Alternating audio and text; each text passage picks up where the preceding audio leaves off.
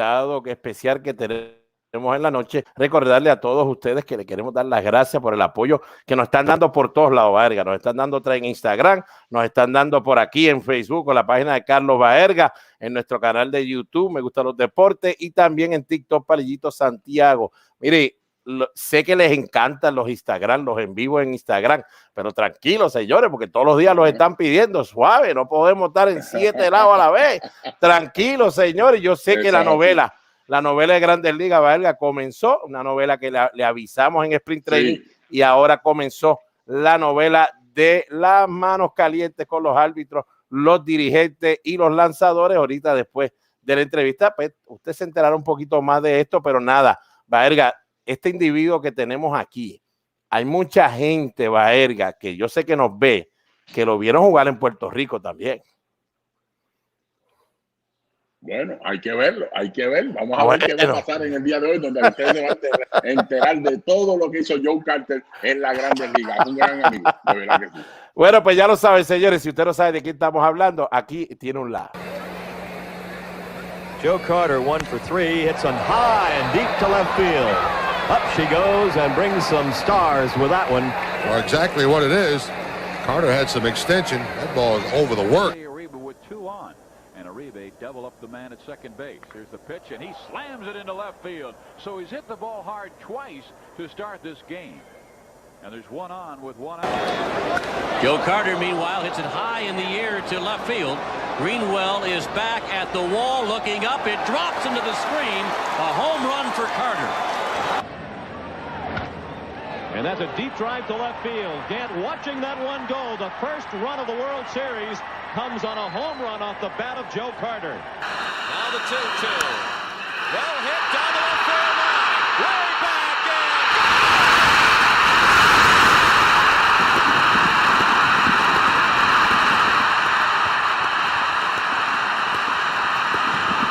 Joe Carter with a 3-run homer. Here we go, ladies and gentlemen. We got our man here, our special guest for tonight, Joe Carter. Bienvenido a Me Gustan los Deportes junto a Baerga y sus amigos. Palito, Carlos, hey, it's good to be around you guys, and glad you guys had me on stage and everything. And Palito, I like because Fenway Park, because hey, if you ever take the tour at Fenway Park, they mention my name at Fenway Park during the tour. I love because they said, Joe, why do you like hitting so well at Fenway Park? What is it? I said, look, see that sign out there in left field? They say, what, the sit go sign? Yeah. I said, no, I like to see it go, baby. So they say that at every tour they do at Fenway Park, because I love that park. They hit a lot of home runs there. Thank you for that, Joe. Now I like you better. Well, Joe, thank you for being us tonight. It's an honor to have you, and I always say you was one of my favorite players, and I had the opportunity to get trade for him. That's something special. Together with Sandy Alomar from San Diego to Cleveland for him, and that was an honor for me. Let's start this right now. Where were you born? Well, I was born back in 1960 in Oklahoma City. So if you go 1960, that means I'm 61 years old. Can you believe that? Oh my goodness! But I was one of 11 kids in my family. So wow! Six girls, 5 boys, and I was born after 5 girls.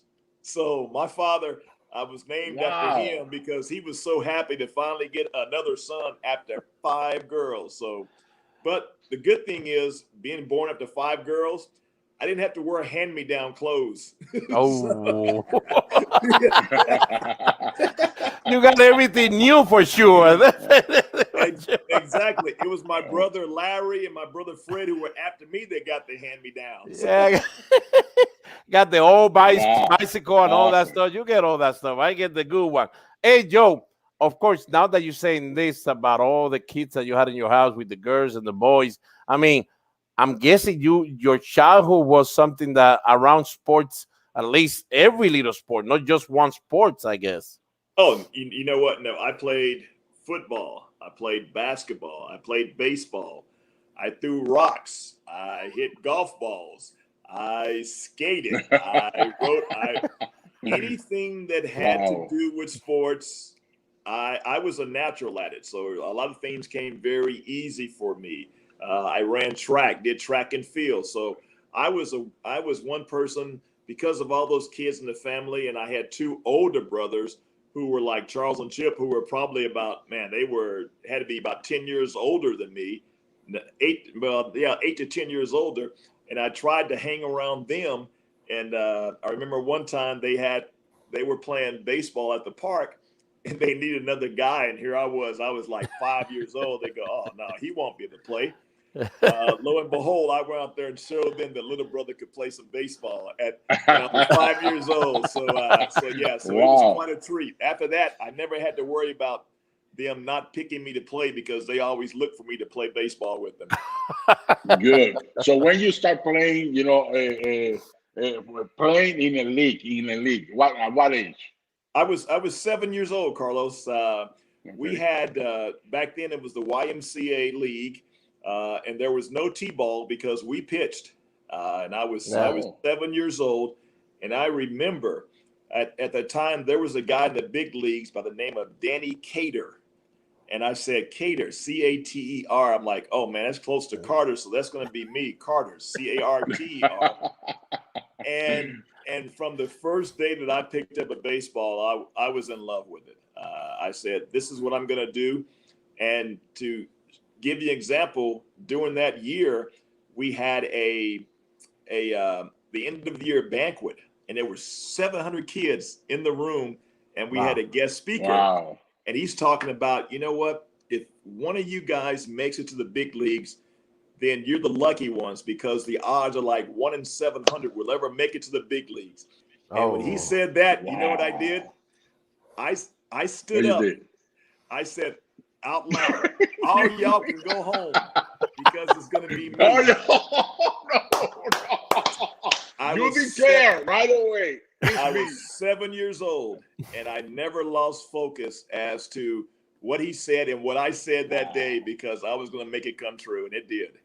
Wow, look at that. I mean, that's, if you're not confident since you start little, who's going to do it for you? So you're going to have to do it. Yeah. And it's interesting how you say there was no T-ball because I remember growing up, we didn't do T-ball, but then some of my cousins did T-ball. And I remember my dad saying, wow, baseball is going down the hill now. You got to put a T-ball here. With the baseball, and now we're seeing a lot of other stuff in baseball. But Baerga, it's interesting because from Oklahoma City, and I would like to know, Joe, who was the sport icon for you that you were like, he's from here. He was born and raised here. I need to follow his footsteps, or I need to try to be as big as him, because you got a big guy in Oklahoma City, like Mickey Mantle was born there. Well, Willie Steyer was born there.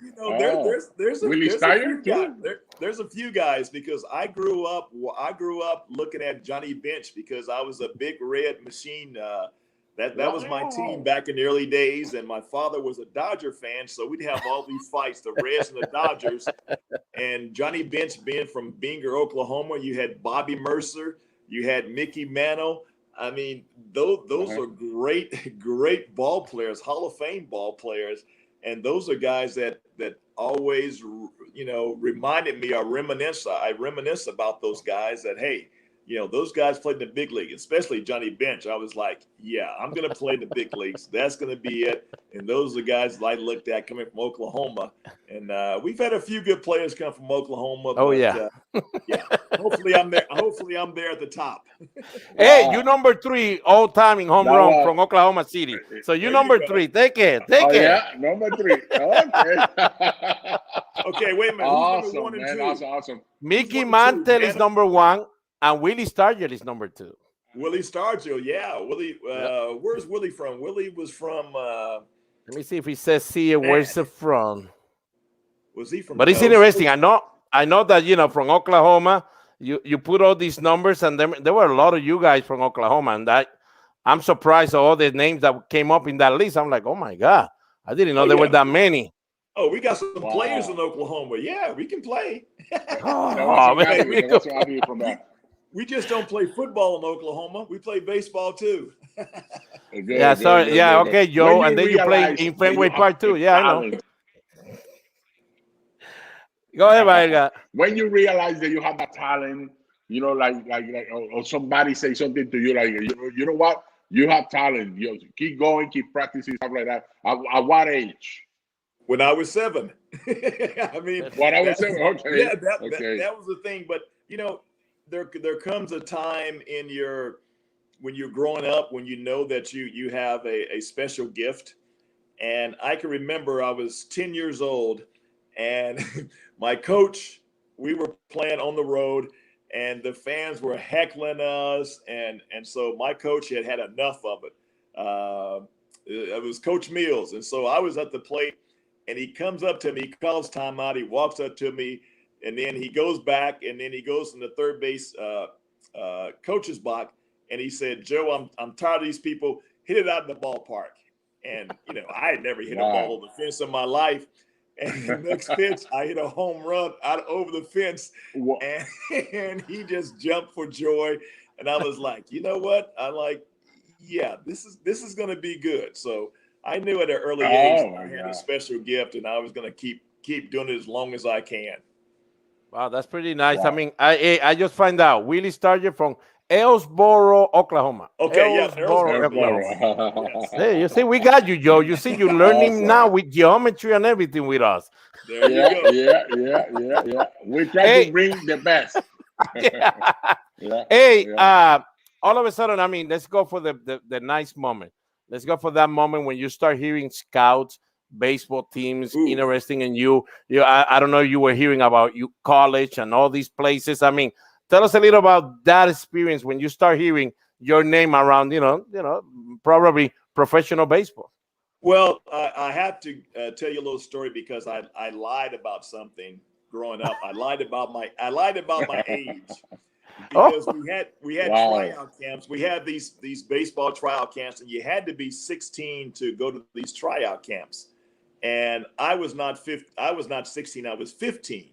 But I told them I was 16 just so I could go. So it was like the area scouts, and so they had about 7 or 8 teams that were represented there. And so I went out there, and you know, I pitched, I threw, I hit, ran, I did all those things, and those guys were so impressed that they started talking to me and everything.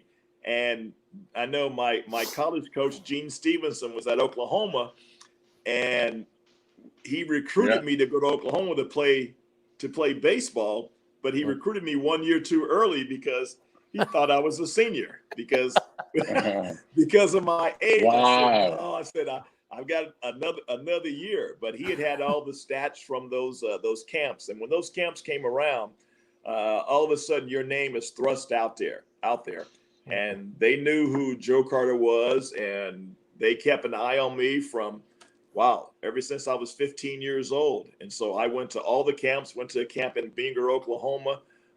Thank God I had a great father who took me to all those places and supported me. And gave me that opportunity, even though, you know, he couldn't take off work with 11 kids because he had to work to feed the family. Wow. But he took off, and he made sure he got me to all those camps on the weekends. It was a lot of fun, and I owe my dad dearly for doing those things because it paved the way for me. Hey, Joe, thank you to talk about your father, because that's very important. You know, we got a lot of young kids here that watch our interviews, and it's important the father, you know, to be there with the kids, because, you know, if you let them go by themselves, somebody's gonna take it away for where you want him to be, and that's something special. And good too that your father want you to go to college. That your father want you to be a baseball player, but most important was the school, and that was good for that. I see that you went to Oklahoma State first, or you went to Wichita State University first? No, I went to Wichita State. Okay. Coming up, and I went there on a football scholarship. Because in high school, like, you know, I played football. I was a quarterback. I played small forward on the basketball team. We were state champs two out of my 3 years. All 3 years went to the state finals, and I played all 3 years in high school and basketball. So football, baseball, basketball. I was a state long jump champion my senior year. So there were a lot of things that I did. No, I mean, hey, Joe, seriously, Joe, I'm a little surprised because I saw you jumping after you hit the home run. You're talking about long jump. Yeah, see there? Yeah. Well, you shouldn't be surprised, because my mother calls me Joe the jumping kangaroo. That's what she calls me. Because we won a state championship in basketball my senior year. I'm at half court jumping up and down. Okay. So then you go back to the World Series. I catch the ball at first base. I'm jumping up and down. and then the home run, I'm jumping up and down. And she always says, "My son, the kangaroo."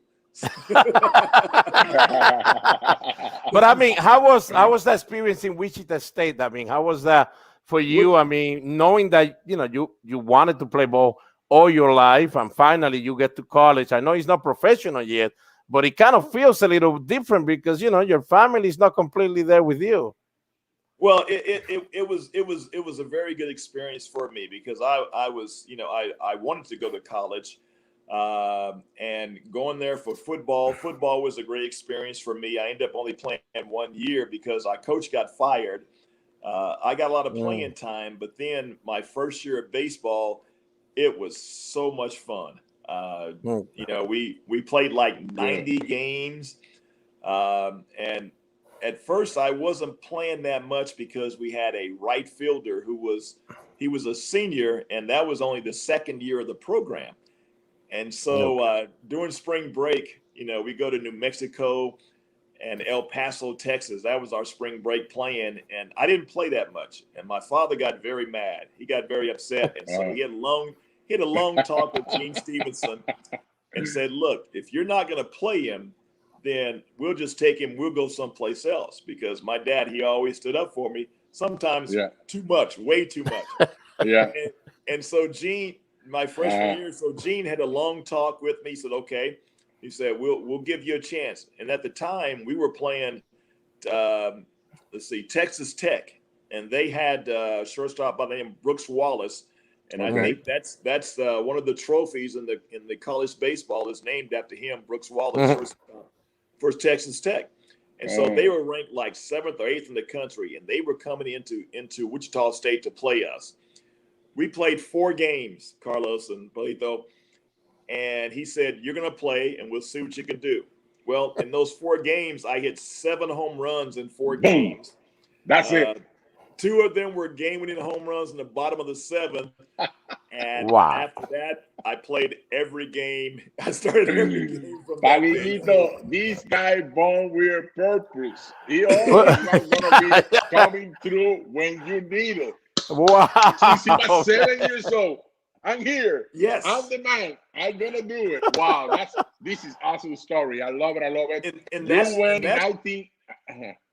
that's the thing that you have to have confidence in your ability. But the biggest part is that when your number is called, you have to be ready. And no matter what happened, I was like, okay, all you got to do is give me a chance. You put me in the field, you're not going to get me off that field. I say, I can be sitting on the bench for 3 or 4 days. I'm like, well, you put me out to that field today, I'm going to show you what I can do because I don't want to fill this bench no more. Benches are hard. They hurt. I know. That's special, man. That's special. And you know what? 1981, you win the College Player of the Year, even for Sporting News, and College Player of the Year, and you was the 2nd overall pick of the Chicago Cubs. When that happens, tell me the moment. Tell me your family, your father. It has to be something special for him.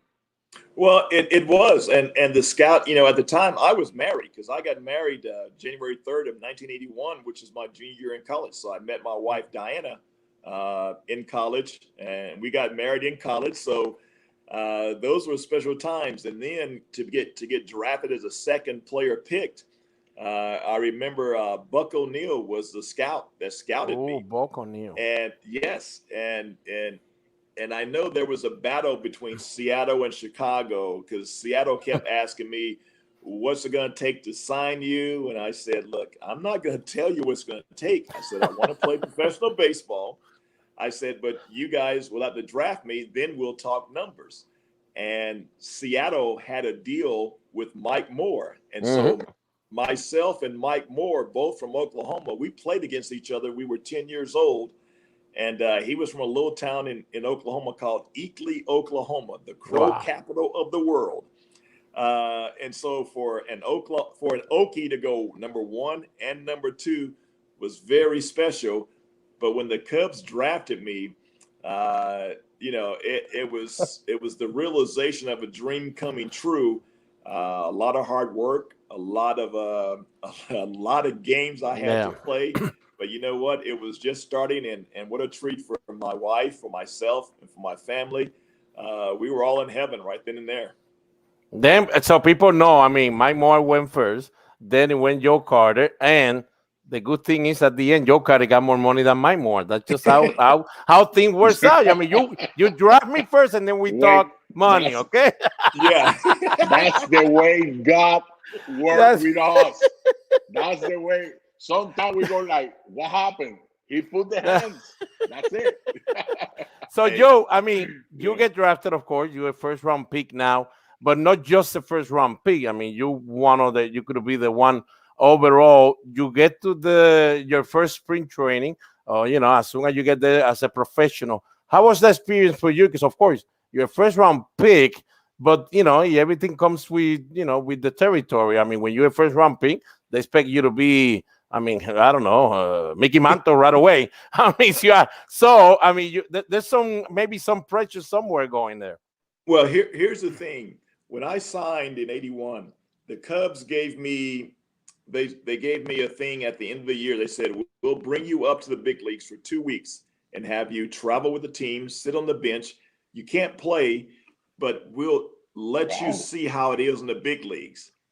And so that was the best experience for me because I'm sitting there on the bench.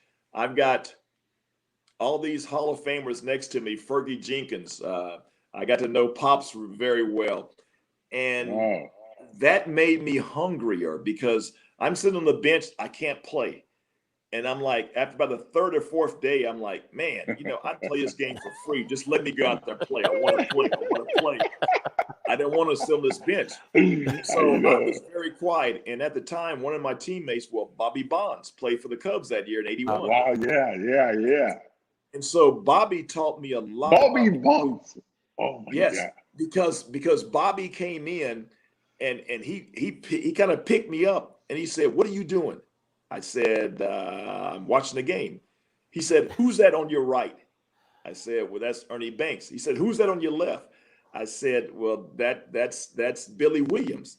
He said, "Wow, you should be talking to them every single second. You should be picking their brain about baseball, about pitchers, about the game, how to do better, how to do this." And he said, if I don't see you talking to them, I'm going to come back and whoop your behind. So from that day forward, that kind of propelled my career because I started talking to Ernie Banks, to Billy Williams, talking to them about the game, talking to Fergie Jenkins. And so that next year at spring training, Fergie Jenkins was my big league roommate. And Fergie, he showed me the ropes. He took care of me. He showed me he said, "Look, I'm taking care of you. And when this happens, when you become a veteran," excuse the phone there. Don't worry. No problem. And he was saying, when you become a veteran, you take care of the youngsters just like I'm taking care of you. And so he went out there and he did all those things for me. He taught me about the game. He taught me how to play it. He taught me different innuendos, ins and outs of how to achieve things. I mean, it was awesome because that propelled my career because I learned from Billy Williams. I learned from Ernie Banks. I learned from Fergie Jenkins. You couldn't have asked for a better situation for me to be in.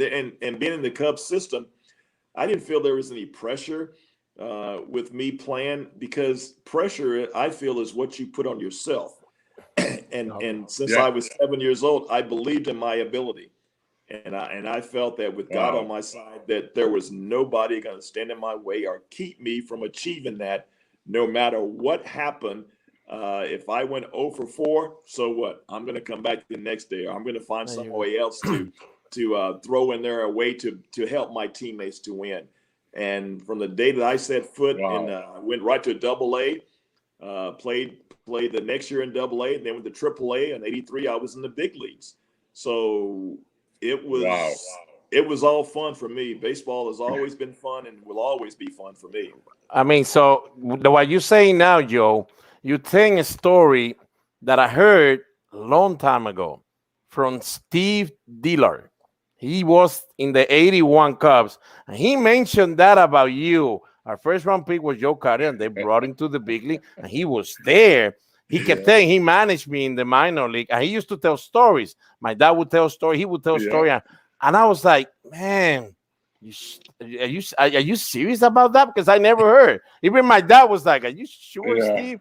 Look at this. Years later, Steve Dillard, wherever you are, man, you weren't lying. Here's the thing. When I tell you that Bobby Bonds took me under his wings, at that time, we were playing Montreal. And so Bill Buckner and Gary Carter had always gotten into it. Every time they played, they got into it. So Bobby was like, there's going to be a fight. There's going to be a bench clearing brawl. And I had to get permission to sit on the bench. And so they told me, you cannot leave the bench, Joe. and so that's what management told me. But Bobby Bonds said, if I turn around and you're not off that bench, I'm kicking your behind.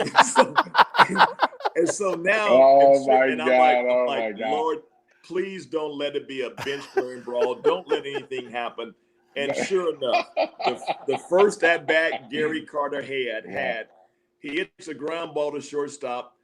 They throw him out at first base. Buckner's on the bag. Carter steps on Buckner's foot on the bag, and it starts. Oh my God! So back in the Olympic Stadium, they have a tarp or a warning track in front of the bench.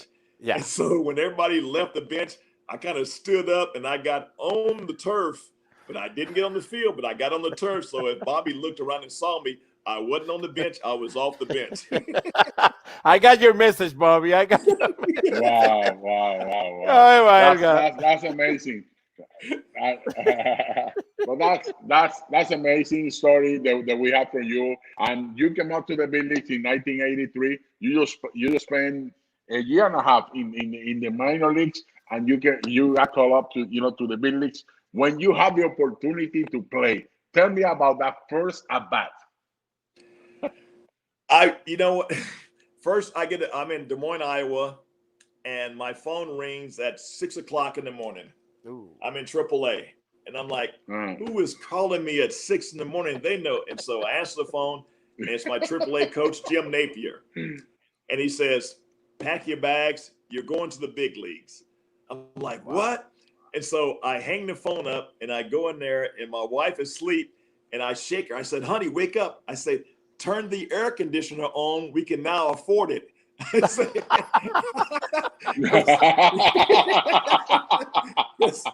Wow. Hey, when you're in AA and AAA and you're making $600 a month, $1,200 a month, you don't turn the air conditioner on at night. But the first thing I said was turn the air conditioner on. I say, I'm going to the big leagues. Yeah. And I was going to Philadelphia. So the Cubs were in Philadelphia. And so that morning I get on the plane. I'm perfectly healthy. I'm on the plane flying first class to Philadelphia. All of a sudden, my knees start hurting. My arms start hurting. I'm like, but none of these injuries ever hurt. It's just like the nerves of getting there. And so the Cubs were playing a doubleheader. And so I got there in the middle of the first game. And so I get dressed. I get onto the dugout, and everybody's welcoming me and everything, shaking my hand. And then all of a sudden, about 2 innings later, I'm at second base, pinch running for the catcher. And Tony Pena is the catcher. And really, I should have been picked off because I got picked off second base, but they called me safe. I was really out. So nerves, heart was jumping. And so in between games, I'm sitting there just looking at the field like, wow, this is great. I'm in the big leagues. And then Jay Johnstone is going over the scouting report. He's talking to me, telling me, hey, this guy, you play him over here. This guy, you play him over there. And I'm like, what are you telling me for? He says, oh, you're playing the second game. I go, what? Oh, my God. Wow. You talking about nerves. I was nervous. I was nervous. I faced Charlie Hudson, right-handed pitcher. He struck me out. I got struck out my first at bat. Did not get a hit until the very next day in Philadelphia when I could relax a little bit. Made a great play in the outfield, but the next day we're playing the Phillies, and Steve Carlton is on the mound. And Fergie Jenkins is on the mound for us. Okay, so I come up in the top of the third inning. I get a base hit off Steve Carlton, drive in a run. So we're up 1-0. I get to first base, and who's at first base? Pete Rose. And he says, hey, kid, congratulations, welcome to the big leagues. I said, yeah, Pete, I'm only 4,300 hits behind you.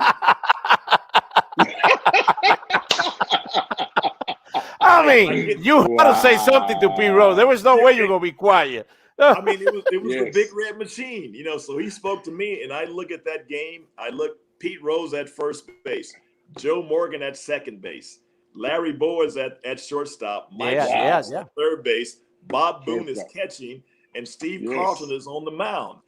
I mean, that's a lot of great things for me happened in Philadelphia, and I'm, that's why everything good to me happened in Philadelphia. Hey, I'm not gonna say nothing because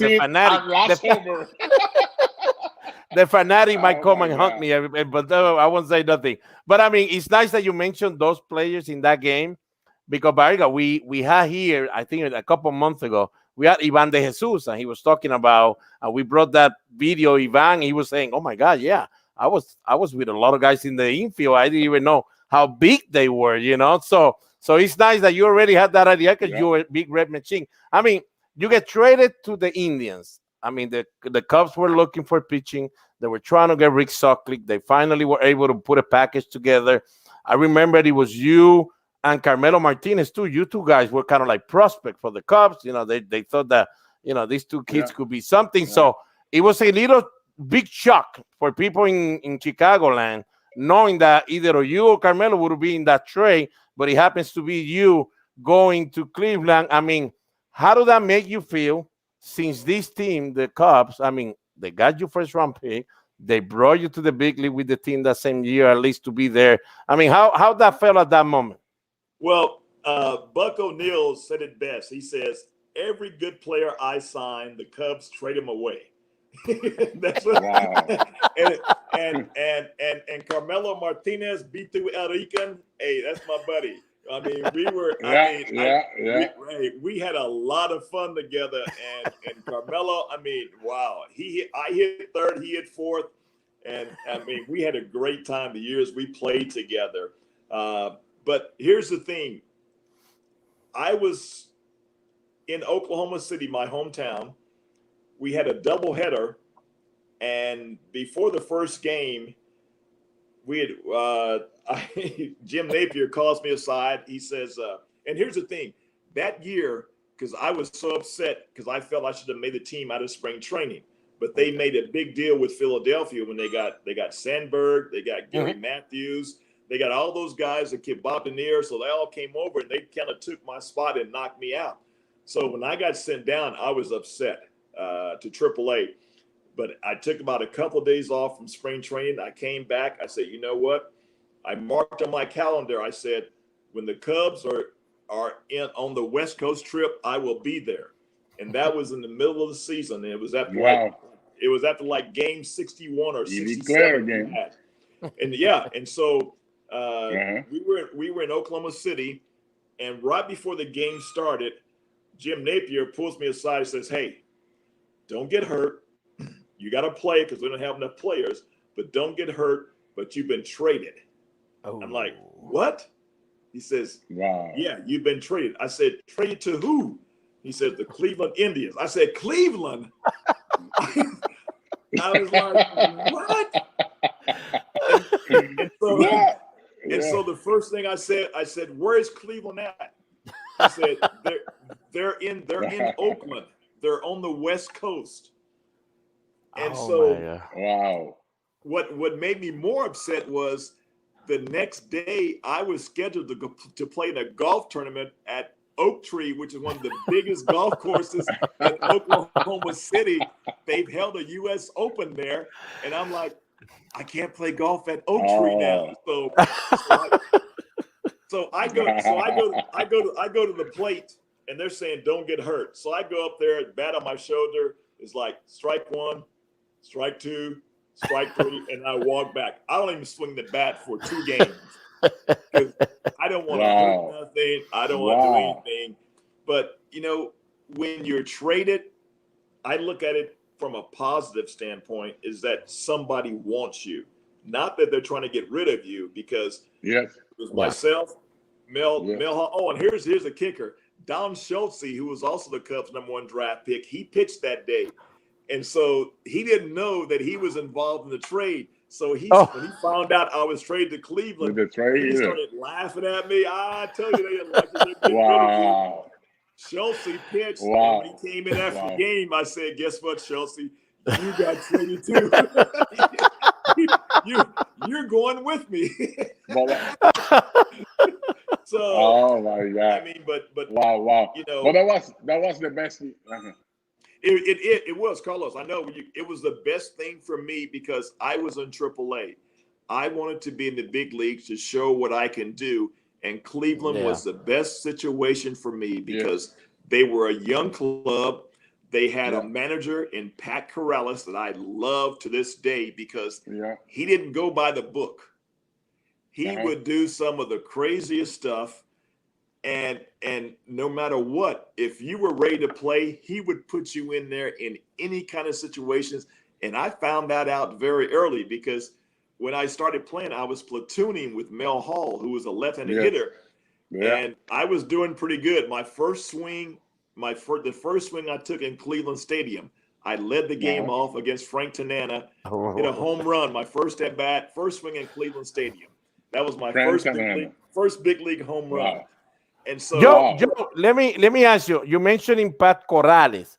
I mean, did you play in Ponce with Pat Corrales? Did I play where? In Ponce, in Puerto Rico, with Pat Corrales? No. Jim Napier was Jim Napier, and then Ron Clark were the managers, and Ron Clark. Ponce de Leones. Okay. Yeah. De Leones. Chiro Cañano. Chiro Cañano. Yeah. Chiro Cañano. Yeah. Oh, you still remember, bro. You still remember. Awesome. Yeah. Oh, yes. Awesome. No, we had a good team right there. David Green. Eddie Rodriguez. No, we had a very good team. Chili Davis. Danny Tartabull. Tartabull was that? Wow. Yeah. Yeah, we stayed there, and we stayed in Isla Verde. Did David Cohn pitch that year with you guys? No, David Cohn in Ponce. I think it was 85. 85 was David Cohn. 85, I think David Cohn. Okay. Yeah, we had Mike Mason was our big guy. Yeah. Left-handed, used to pitch for Texas. Mike Mason played there because we would drive every day from Isla Verde down to Ponce to play the game and then turn around and come back. How important was for you to play winner ball? How important was for you to play winner ball? They wanted me to play as soon as I was drafted, but I said I was tired. I said after the first year, I said no. Only place I'm going to go is Puerto Rico. And they said, well, you go to Colombia. I said, nope, I'm not going. And so finally they got me into Puerto Rico. And I mean, Puerto Rico, I loved it. It was great. Carmelo's there, Henry Cotto. So I got a chance to see them, and I had a real good year. Hey, one thing I learned about Puerto Rico, you better know how to drive, boy, because Yeah. you could end up in the bad area we don't know. hey, Yeah. But I remember those years, Baerga. I don't know if you remember Chiro Canjiano in Ponce, and I know most of the fans that are here from Puerto Rico that are around that age, they know about this. There used to be La Cueva del León, used to be like a little place that you go, like a little bar inside the stadium. It was La Cueva del León, and that's why every other team used to hate you guys, Ponce. I played 3 years there, so I was happy to be there eventually, but everybody hated it porque La Cueva del León. You guys had La Cueva del León, and everybody knew that he was having fun and enjoying after the game while they were driving back home. So it was nice. I mean, Ponce, it was nice to have you there. Definitely. Yeah, Ponce was nice, but a lot of cold showers, man. There was no hot water. There was hot water for like maybe 40 minutes. Oh, man. Get in the beach if you want warm water. We would try to get out of the game early, get kicked out of the game so we can go and take a hot shower for like 2 minutes. Go ahead, Baerga. That was amazing. So you take off in Cleveland. 1986, that was a big year. That's when you start putting some numbers. 29 homer, 121 RBIs. You lead the league in RBIs. Hit 302 that year. Next year, 32 homers, 106. And you start putting numbers. Unbelievable. 27, 98, 35, 105, 24, 115. And then you got traded for Sandy Alomar and myself. You got traded to San Diego. When they trade you, we were talking before we started the show about what happened. Why they trade you when you have an unbelievable year the year before? Well, I've always been one where, you put forth the effort and you negotiate, on good terms. We can go back to after the 86 season when it was one of the best seasons in all of baseball. I mean, I came within one home run, one stolen base, and one triple of doing something no one has ever done in the history of the game. And that's hit 300, drive in 100, score 100, have double digits in triples. I had 9 triples, doubles, have 200 hits. 200 hits. And 200 hits. And so hit over 300. So that year I made $250,000. Okay. Wow. And that was 86 after the year I had. And so the next year, I was not, that's when they changed the arbitration eligible. I would have been by the old rules, but they moved it up to 3 years. And so now I was not eligible for arbitration. And so the Indians took their time dealing with me. They said, yeah, we'll make an offer, but, you're not high on our list because you're not eligible for arbitration. And so it came down to it. The Indians, they never really negotiated with me. And I've always been saying, hey, negotiate. If we don't come to agreement, fine. But I didn't get an offer until I got to spring training. And the first offer they gave me was $190,000. So I got a pay cut. And I'm like, whoa, this is not the way. Pay cut having the best year. Yeah. I got a pay cut, led the leagues in hits, led the league in RBIs, runs produced. And got a pay cut. And so I walked out of spring training when they refused to negotiate with me. They said, they gave me a contract. It said, here's your contract, $250, take it or leave it. And so I walked out of camp, and I walked out of camp for a whole week. And it wasn't because of the money, but it was because of the principle. I said, if we can negotiate and don't come to agreement, then that's fine. I can live with that. But when you don't negotiate and you tell me, take this or leave this, I'm a grown man. I said, no, I'm not going to do that because I stick by my principles. Yeah. And so now let's go. But after a week, I came back. It was funny because when I went out, Pat Corrales, Bobby Bonds, I mean, they would take baseballs at the end of practice, and then I would meet them on another field in the park somewhere, and they throw me BP. So I was still working out. Wow. That's good. That's good. And so just to stay in shape for that week. But when I came back, I said, I'm fine. I went out there, and that was the year I did the 30-30. And so when we got to 89, I was going to be a free agent. And so Tony Fernandez had signed a 5-year deal with the Blue Jays. And so we had the same amount of time in. And so Cleveland offered me a 5-year deal, but only 3 years guaranteed. And 2 years were at their option. And I said, look, no, I think I've proven myself to you guys. I said, let's guarantee all 5 years. I say, I don't get hurt. I play every game, and I play when I'm hurt, and I still produce. Yes. And they said, nope, we're not going to do that. We're 3 years guaranteed, 2 years at our option. I said, well, no, I'm not going to sign that. And I said, if you're not going to do that, then I'm going to file for free agency and test the market. And when they did that, that's when they decided to go ahead and trade me, because Toronto was really hot on my tail that year because they wanted me bad. But, I was able to spring, this guy, little guy, second baseman named nobody's ever heard of him, Carlos Baerga, Sandy Alomar Jr., Chris James. I just, when I went to Cleveland, it gave me a chance to play.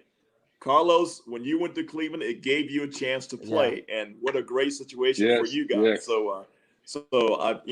You guys owe me really, because I started you all. I know. I have to say to you, thank you very much. The day you signed that contract and you went to San Diego, and right away you have another big year with San Diego, 24 homers, 150 RBIs. Always putting the numbers that you always put up in there, anywhere, no matter what uniform you put on, you're gonna bring, 100 RBIs. That was something special that you have. But then you got traded again with Robbie Alomar, with TT. You got traded with Robbie Alomar with your buddy to Toronto. Tell me about that. Hey, my name is Jose Alomar. That's it.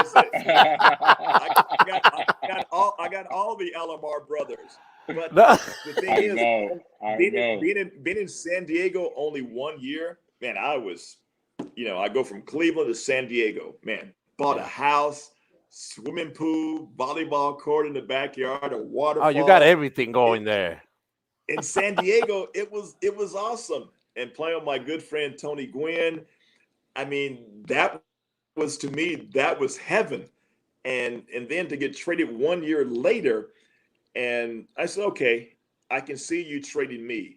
But I'm like, why the heck would you trade Robbie Alomar?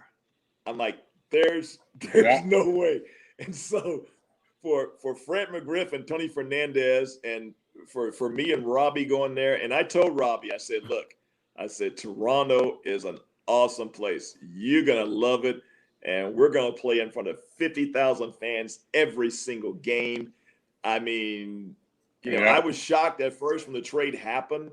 But once I realized where I was going and what was going to happen, I'm like, this is, take that oil can, Boyd. Yeah, I got him good, too. You knew you were going to say that. You see, guys? Let me tell you a story about Oil Can, because I love Oil Can to death, because Oil Can was a gamer. I mean, you put him on the mound, he's going to go 6-7 innings. And when he was in Fenway Park, I had a good conversation with Bill Buckner, and I said, man, I like facing Oil Can. I like hitting off of him. And so he comes in, and it's like the 7th inning, and it's a pivotal point in the game. And so there's 2 guys on, and then Buckner comes in, and he starts talking to Oil Can. And so Oil Can starts looking at me like, and I know what Buckner's telling him. Hey, Oil Can, this guy said he loves hitting off you. He said you can't get him out. And Oil Can's like looking at me like, yeah, okay, yeah, I'm gonna get him.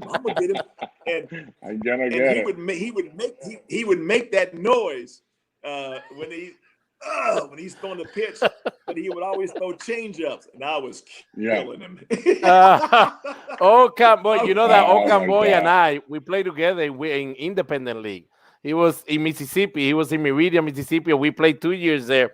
And he was like in love with Puerto Rico. He wanted to go to Puerto Rico. Baerga, I want to go play there. I want to play there. So I called my dad. I said, hey, this guy, he said he could still play in the Winter League. And then he went there and played with San Juan and all that. And Okan boy, man, I still see him here in Pawtucket. He goes to every game in AAA, every home game. He's there, a game. And it's nice to hear you talk about guys that we know. Tell him I said hello. Okay, all right, you got it. He's one of my favorites because he is a gamer. And I loved him on the mound because he probably weighed 125 pounds with bricks in his back pocket, but he put everything he had to. When he was on the mound, man, I'm like, yeah, that guy, I'd play with him any single day. Any single day. Baerga. Yeah. But going to Toronto. No, it wasn't special. So then you got go to Toronto, you go there, special place in there, great team that you have, and then you have Ciro Gaston as a manager, and you all come back again, have another great year. You became the first player, listen to this, Palito, to hit 100 RBIs with 3 different teams 3 years in a row. That's amazing. Cleveland, San Diego, and Toronto. You placata, mucho. Oh my God. Everywhere you go, you hit everywhere there. It was something special. Do you know that? Did you make that record? With 3 different teams? No, I did know that. I was always an RBI guy. You have to know who you are. I hit 300 the 1 year in 86. I knew I was not a patient hitter, and I was not going to hit 300 every year, but I knew that you get guys on base, that's my job. Okay. Stay in your lane. And so I knew my job, and I knew that scouting reports, with nobody on base, they'll pitch you a certain way because they're experimenting, because a home run's not going to really hurt them. So they're going to throw you fastballs. They're going to do this and that. But when you get guys on base, now all of a sudden that scouting report, when it says, with guys on base, watch out. Gary Templeton said it best. And he was our shortstop in San Diego. He said, Joe, he said, when nobody's on base, he said, you suck. Yeah. he said, you suck. Yeah. He said, but when you get guys in scoring position, you're a whole different hitter. I said, because that's my job.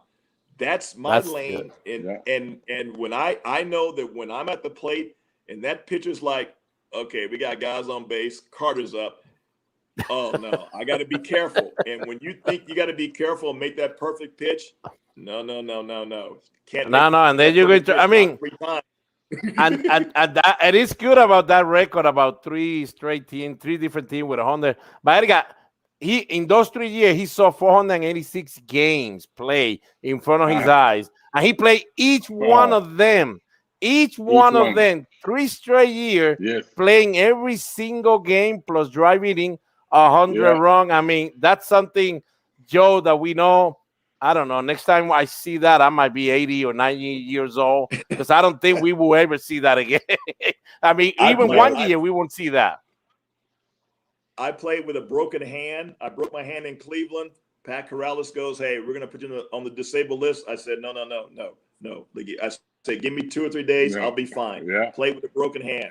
In spring training of 94, a week before the season started, I get hit by a pitch. Scott Erickson breaks my thumb, and they say I'm going to be out 6 to 8 weeks.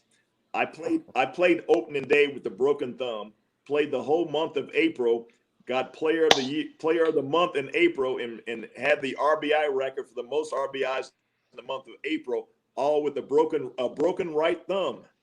Okay. I sit there and I hit like this with my thumb up like this. And guys were like, man, they were in the clubhouse trying to break their thumb if they could hit like that.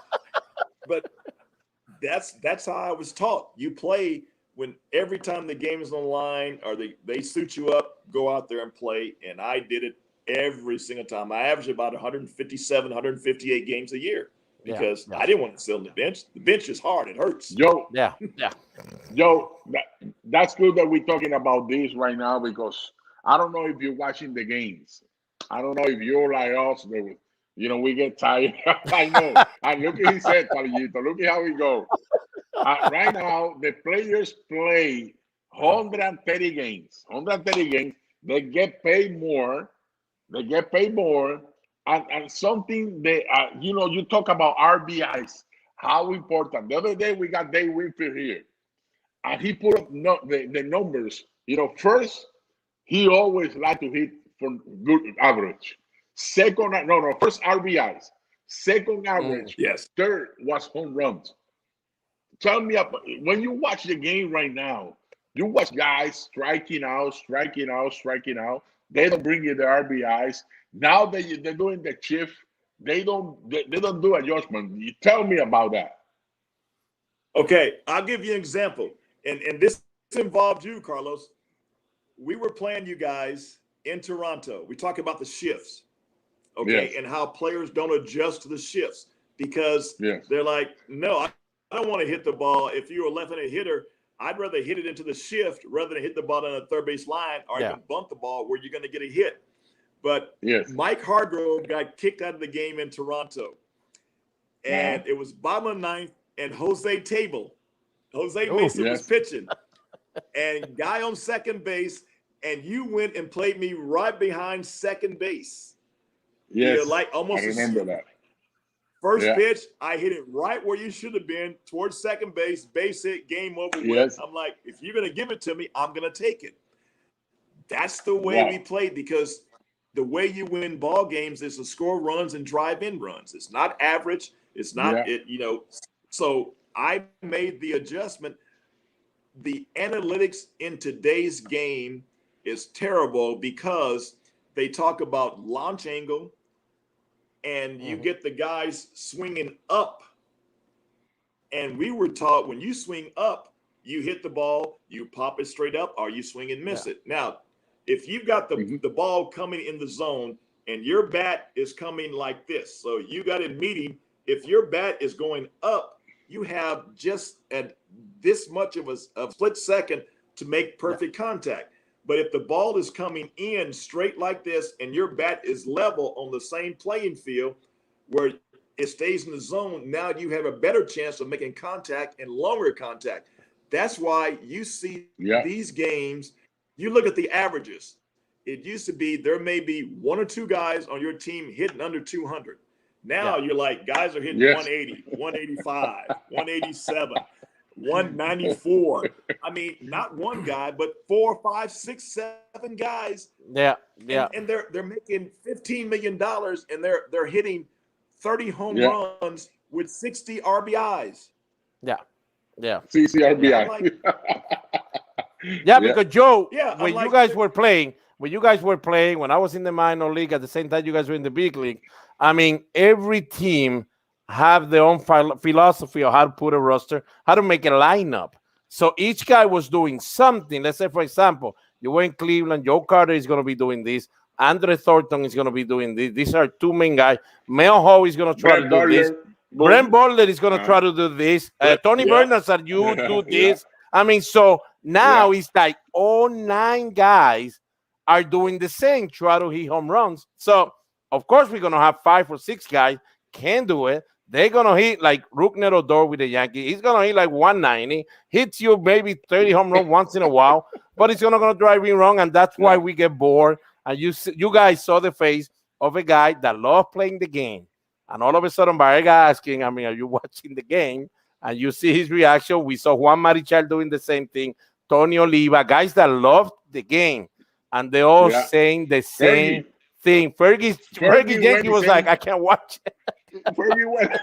No, you can't, because it's all about analytics. It's all about numbers. Percentages should only be there to help you in certain situations. It should not dictate how you play the game. There you go. Baseball is a game of chess. It's about adjustments. And guys like Bobby Bonds, who taught me, he says, you know what, Joe? You can make a pitcher pitch to you any way you want to, about how you do things. Prime example, we were facing Kansas City one time. I live in Kansas City. We're facing Mike Boddicker. Boddicker has a big old curveball. Okay, so now what I do, when I get to the plate, I move all the way up in the front of the box. I let the catcher see me do it. Baerga sees me do it, and I step all the way up. Make and a judgment. Oh, he's trying to take away that curveball before it breaks. Yeah. Baerga throws me a first pitch fastball. I hit it out of the ballpark, and they're like, "What were you doing?" I'm like, "I didn't care about your curveball. I wanted you to throw me that fastball that I was looking for." So it's baiting them into throwing you that pitch. You make a judgment. Because you want him to throw you that pitch. Yeah. And then if you would have a Pedro Martinez on the mound, or Fergie Jenkins, Hall of Famer, then we're gonna say, oh, we're gonna throw him the curveball. Yeah, but he's not gonna be able to hit it. Even if he tries, he's probably gonna pop it up, because that's just how adjustments happen. And if you hit it out, well, what the heck, you hit it out. Nothing I can do. But it's nice. It's nice that you talk about that. But Joe, we got you here, and we need to talk about that home run in the World Series. And I have the whole at bat. I did hit more than one home run. Okay. All right. Let's do this, guys. Mire, in '92, he went deep in the World Series. I just want you guys to see. He went deep in '92 in the World Series against Tom Glavine or Steve Avery or Tom Glavine. You went deep, so everybody knows. That was Tom Glavine. Now, okay.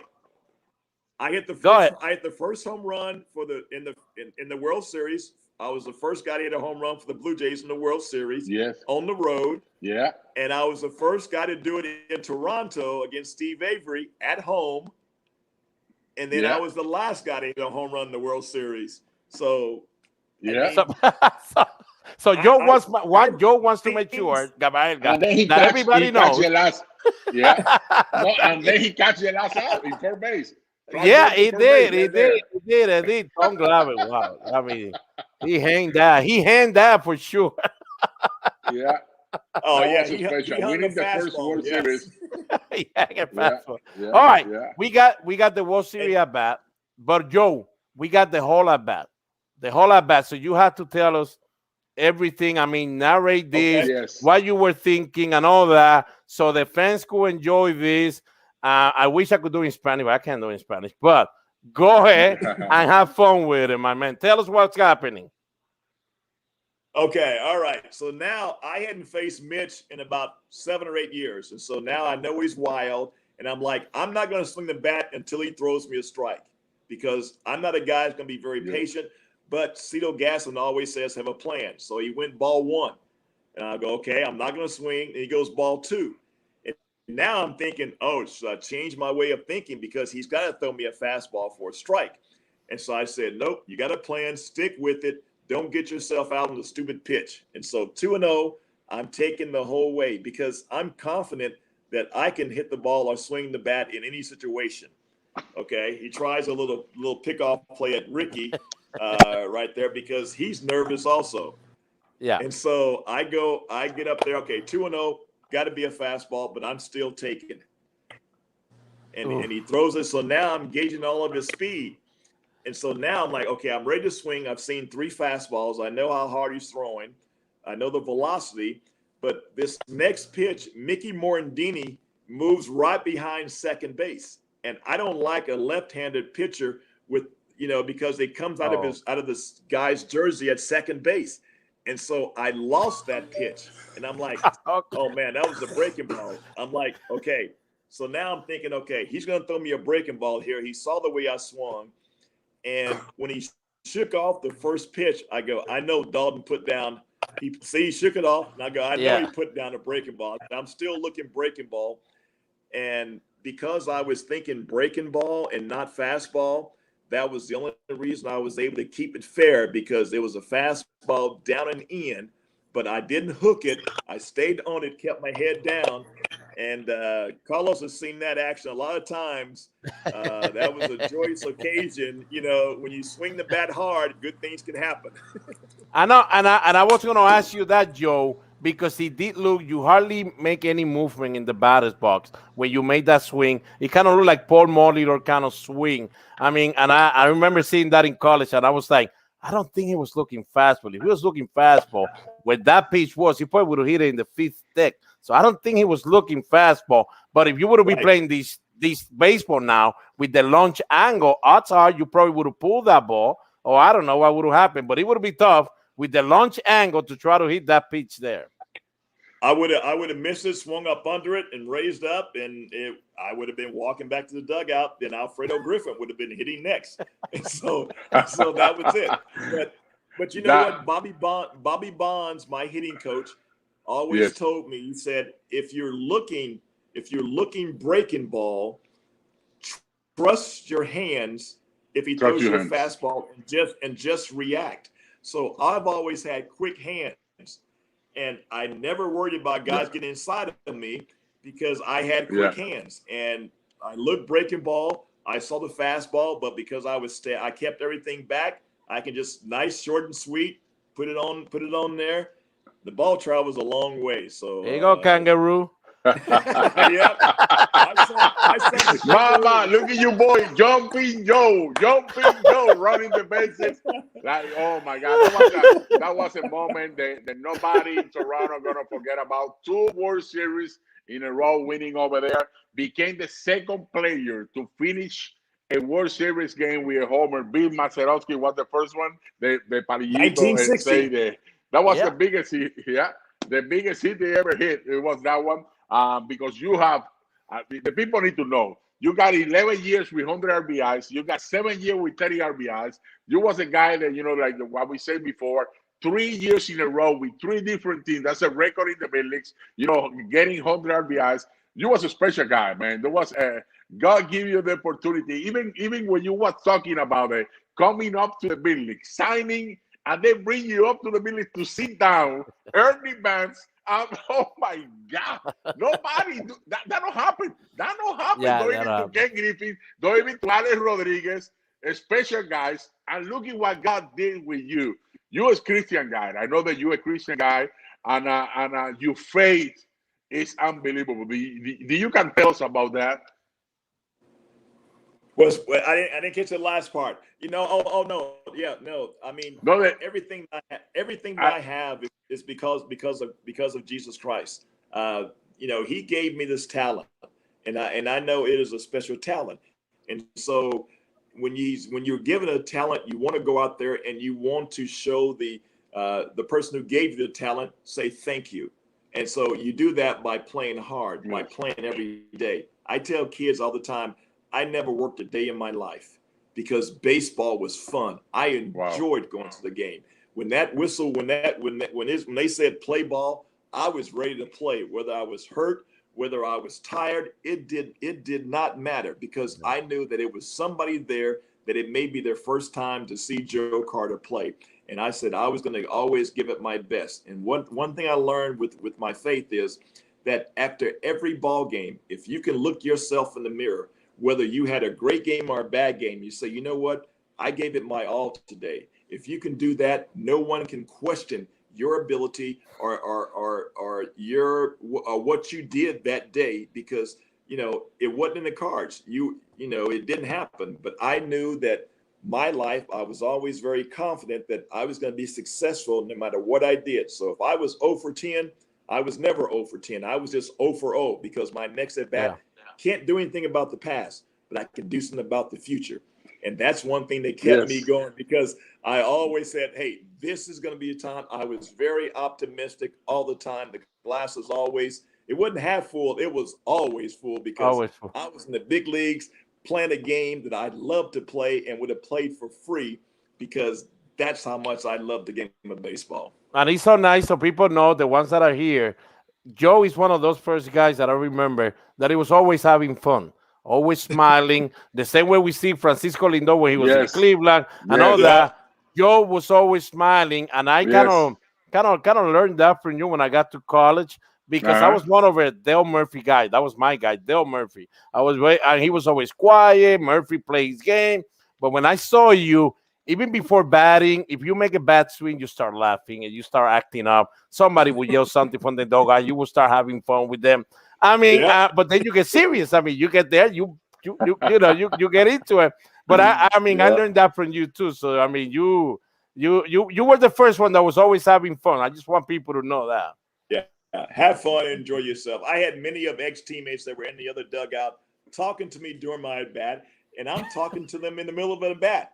And I'm like, but when the pitch is coming, I'm very serious for that 2 seconds. The ball is coming. After that, I go back to have fun. That's it. I know, man. That was Joe, man. You're a special guy, and you got so many records. Right now, right here, I'm reading right now. You got 3 homers. Listen to these people. 5 times on his career. 3 homers. 3 times in career. Record. 3 times in No, don't have to say Fenway Park. You don't have to add that up. Park? 3 times? Oh! You don't have to say that, man. You don't have to. Wow. But you know who tied that record? Yeah, Carlos Delgado. Puerto Rican people. Carlos Delgado tied that record. Carlos Delgado tied that record. Yes. That's your boy. Joe, thank you. Thank you for being with us tonight. It was a special night. Thank you for opening your heart and talk about your family, your father. Talk about your family. Talk about your career. How you, from when you was 7 years old, you step up and say, I'm going to be the next player here. That's so it. in front of 700 kids that was there, not too many people had that determination and the ability, to go out and say, I'm going to be the one. Thank you to let us know and to help. A lot of kids are watching and young players are watching this program today. Thank you very much to be with us. Carlos, Paladito, thank you guys very much for having me. Enjoyed it. One of the best times I've had. Hey, a lot of fun. Appreciate it very much, guys. All right, appreciate it. And make sure you don't use too many mulligans, all right? Just keep staying, If he lays, hit it where he lays. If he lies there, you better hit it from there, all right? Yeah. Hey, in golf, I've never had a bad day on the golf course either, so. Awesome. We'll see you, man. Nice meeting you, man. All right, you guys be good. Love you. All right. Bless you, bro.